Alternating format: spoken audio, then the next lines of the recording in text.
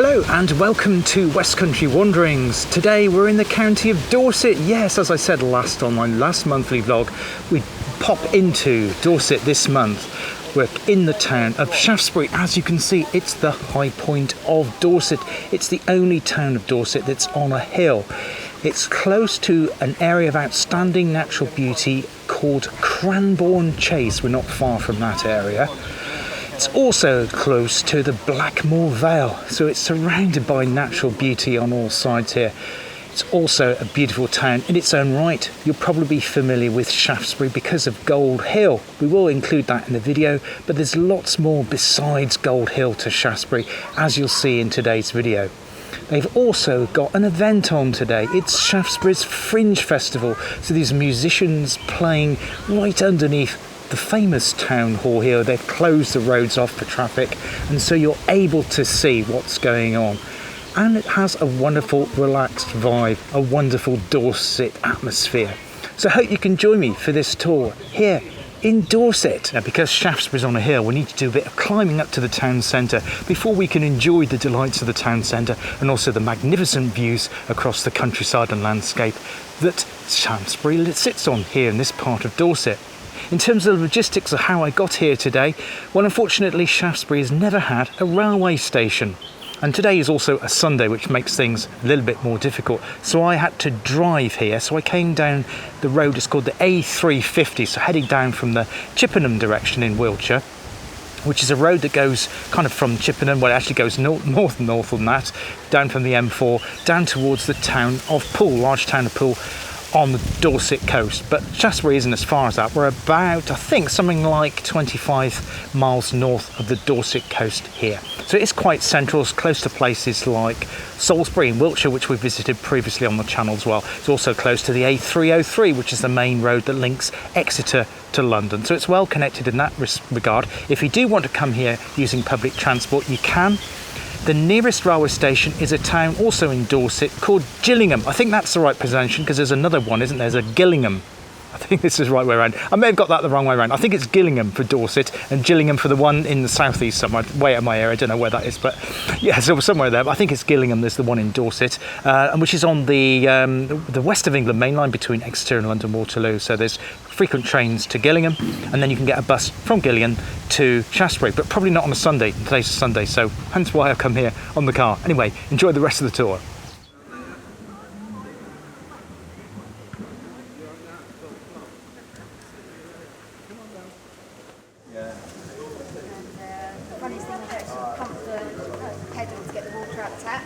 So now in the wonderful Shaftesbury Abbey Gardens. So it's free to get in, open from 10 till 4, from I think it's towards the end of April till September.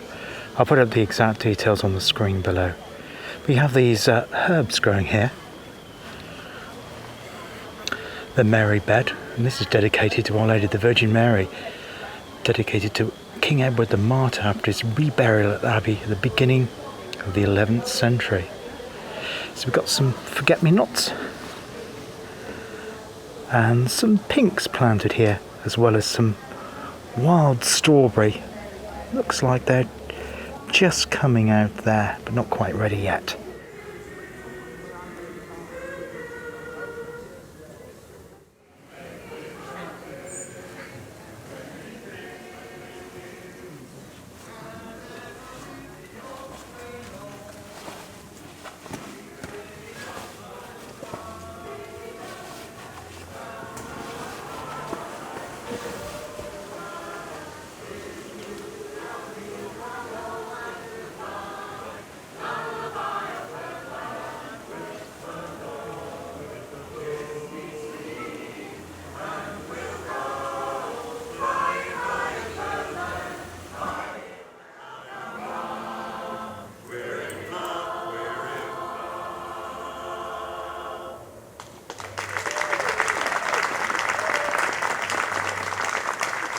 Wonderful to have that music as a background as I walk around the gardens. Oh, we've got some deadly nightshade there. I don't want to go near that. Atropa belladonna, very poisonous. Monk's hood there, which is also poisonous. And a Christmas rose, Hellebores. But they're beautiful gardens here at Shaftesbury Abbey's remains. There's a wonderful memorial here to King Alfred.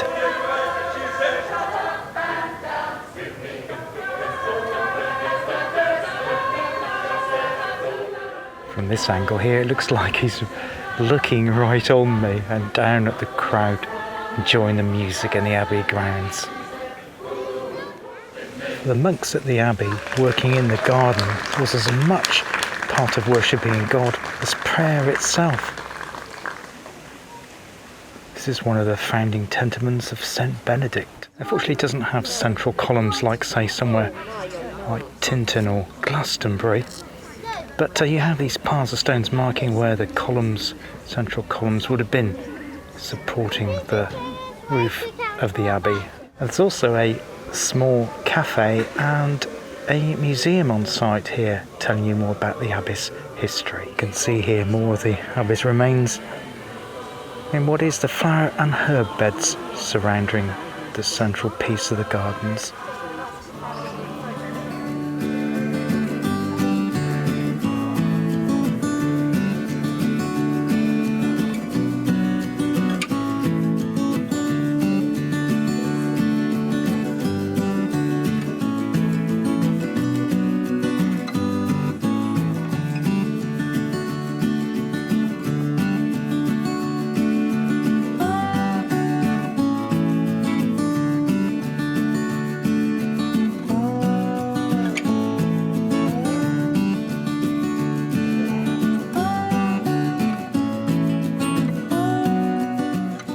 Lovely model of the Abbey and its gardens here, and it says that up to 350 people were supported by the Abbey, the gardens, and the food that was grown in the gardens as well.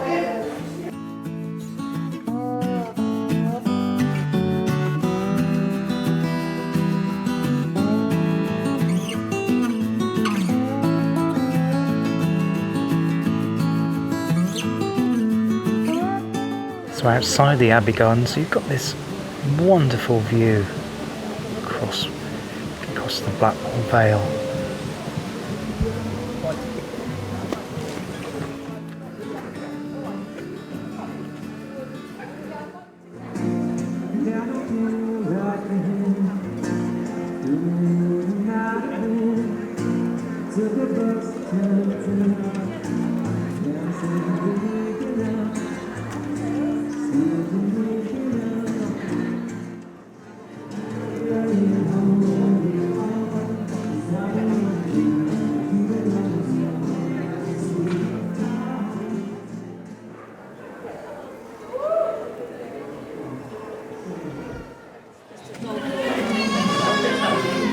It's great to be able to wander around the streets without traffic. As I say, it's closed off for the Fringe Festival moment. Terrific atmosphere here in this Dorset town.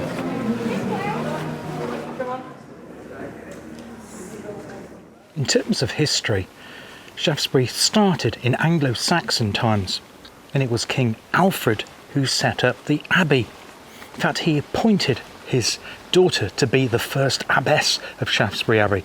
Unfortunately, I can't pronounce her name, so I'm going to put it in the subtitle below. It's quite a difficult name to pronounce. After the Benedictine Abbey was founded, it became extremely wealthy. In fact, it became the wealthiest abbey in the whole of England. Athelstan set up 2 royal mints nearby with pennies printed with the town's name. That's a wonderful atmosphere here. We got Lazy on a Sunday afternoon. Who was that by the Kinks? Playing over in a pub there. It's great. In 981, the remains of King Edward the Martyr were moved from Wareham, also in Dorset, which is to say somewhere we'll hope to visit on the channel again soon, to here at Shaftesbury, and that meant the town became a pilgrimage, a royal pilgrimage if you like, for people to come and visit the town, further adding to the town's wealth and popularity. Now, King Canute died here in 1035, although he's not buried here, he's not buried in the grounds of the abbey or the churchyard.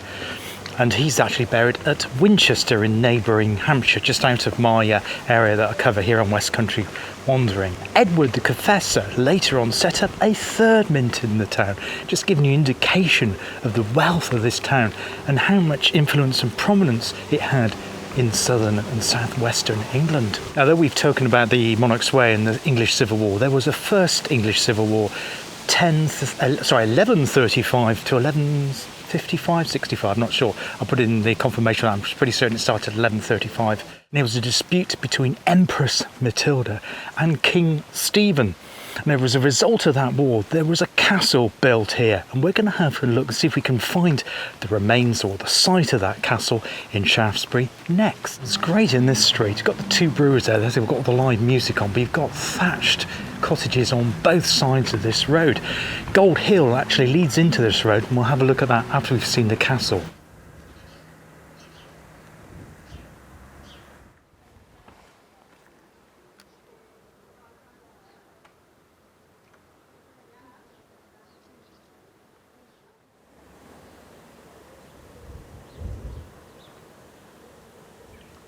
Talking of the hill, it's actually a green sand hill. That's the name of the rock that Shaftesbury town centre sits on. We're below that at the moment here, and it's 230-ish metres. What's that? 700 and something. I think it's about 750 feet if you like sticking to the old imperial. But yeah, so it's just over 200 feet. So it's not like really high, but it's high enough to get those views.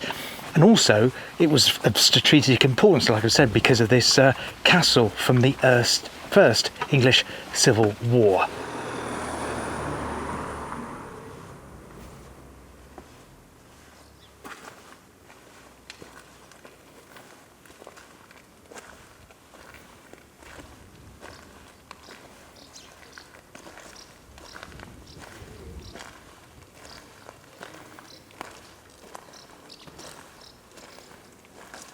Well, this is an unexpected find. I didn't know this was here. This is Rolt Millennium Green. So it was obviously a millennium project and set up as a green space. You had those terraced cottages running along underneath the town, the foothills of the town lie with the town centre at the bottom. And that's why it always pays to walk around the town. Just don't concentrate on the town centre when you're out visiting. Always spin out from the town centre and work your way around it, because you never know what you're going to find, as is the case with this. This is a wonderful place.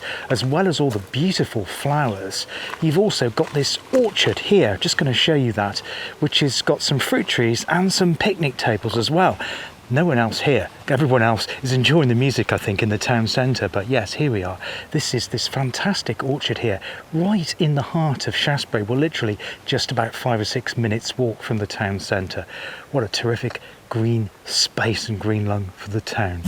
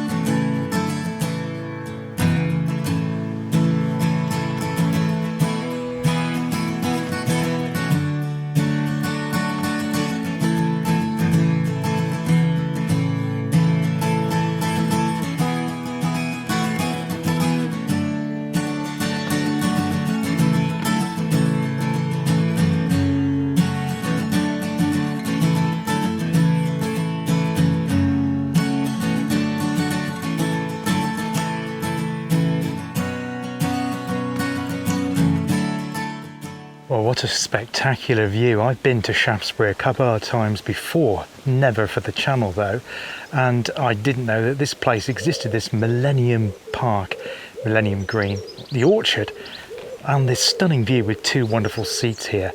It's really is quite a view. There's some sheep in there with llamas. No, it's probably the other one, I'm not sure. Llamas, and there's the other one, which name escapes me at the moment. But yeah, they're in that field there, but beautiful green backdrop to this wonderful town here in Dorset.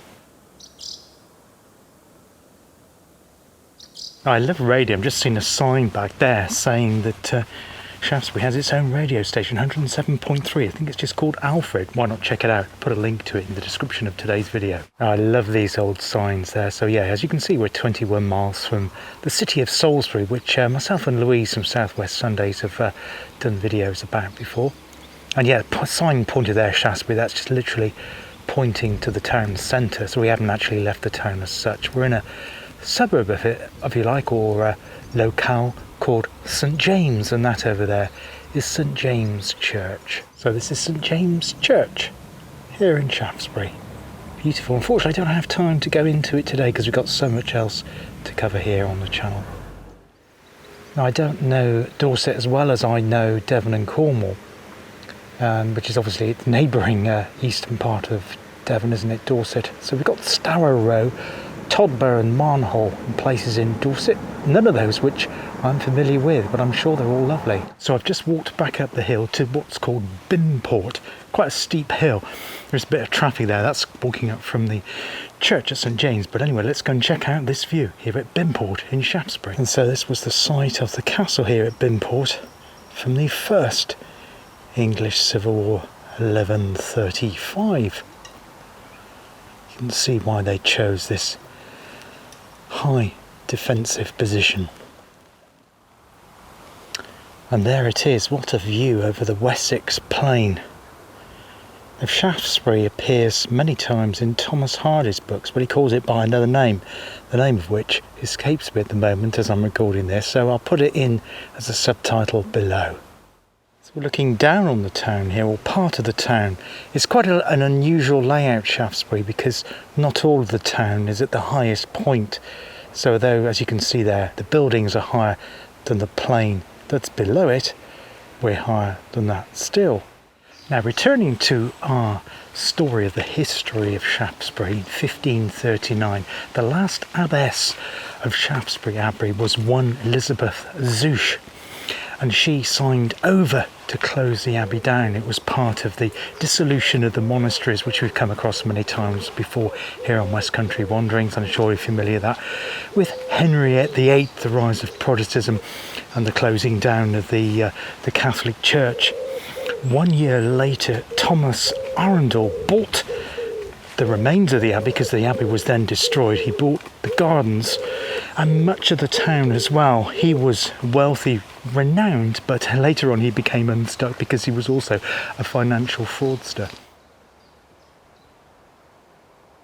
Now, Castle Hill is a wonderful place to come and enjoy the heights and the views from the top.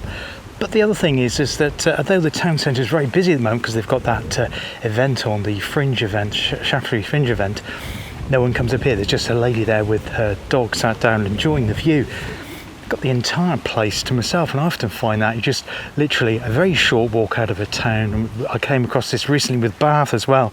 Nip out of Bath station the other way and you have the place to yourself like you have here. But so if you do come to Shaftesbury, I highly recommend a visit to Castle Grounds to take in those views from the top and where once was battlements from the First English Civil War.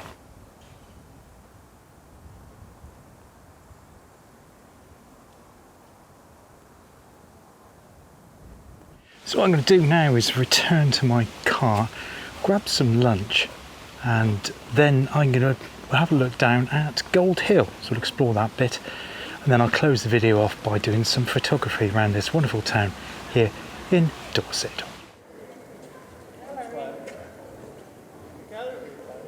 So now back in Shaftesbury town centre and just walking up to Swan's Yard, which is self-styled the creative heart of Shaftesbury, where there's lots of independent shops, craft shops, that sort of thing. Let's have a look. This is the Signet, which is an art and craft gallery.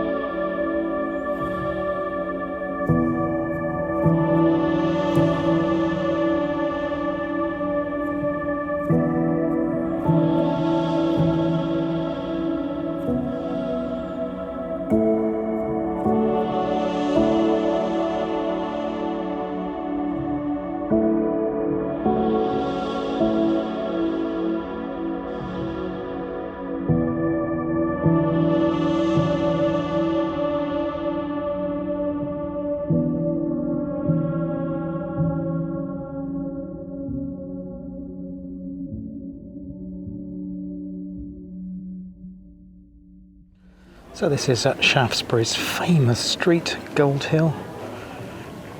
It was famous before TVs arrived. It was a tourist destination back in the 50s and 60s.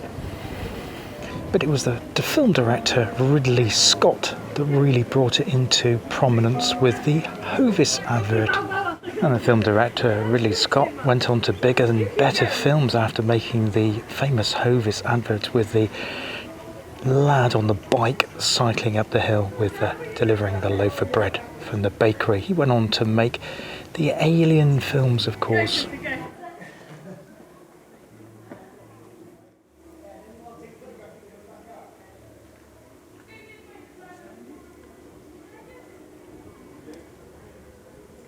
So the hill is as steep as it looks. I'm up the cobbled section. There is like a pedestrian bit with a barrier on that side. But yeah, it is a little bit tricky to negotiate.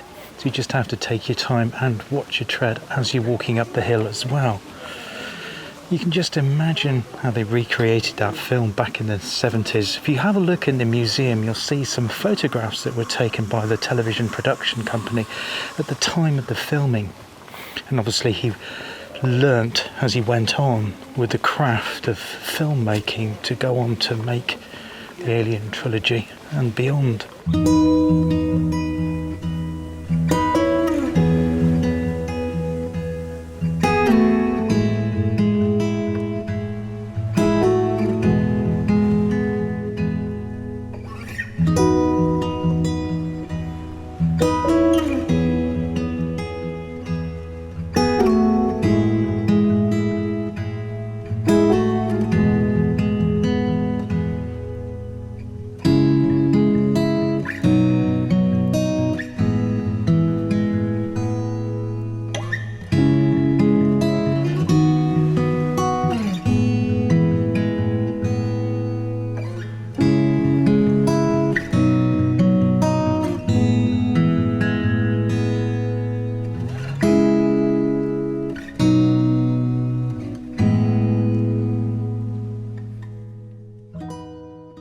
I thoroughly enjoyed my day here in Shaftesbury with the atmosphere of the musicians, with the street there, lots of things going on, the craft fairs. It's been a fantastic day here today in Dorset. Really don't want it to end. But I'm going to close the video off and then I'm going to come back and just go around the town and take some photographs and close the video with that.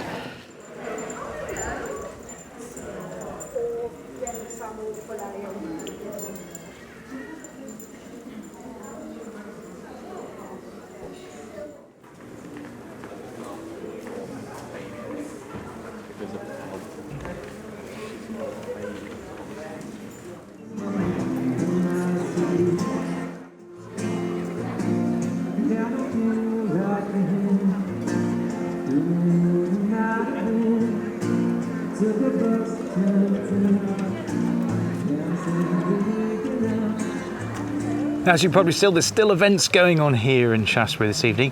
I'm going to spend a little bit of time doing some photography around the town as things start to quiet down. I'll be able to get some views with the lower angle of the light as well, particularly of Gold Hill. I want to do some black and white and colour photography around the town, which I'll close today's video off. I hope you enjoyed the video today from Dorset. Our first time we've been in Dorset for many a month. I think Weymouth or Portland was probably the last time, but I will be back here to this wonderful county again in the not too distant future. In fact, today didn't take me that long. Driving here on a Sunday, it took me just less than a couple of hours, about an hour and 40 minutes, something like that, to get it. So it wasn't too bad at all. So it's quite straightforward. Obviously, the coast part of Dorset does take a little bit longer, but where I will cover some other parts of Dorset.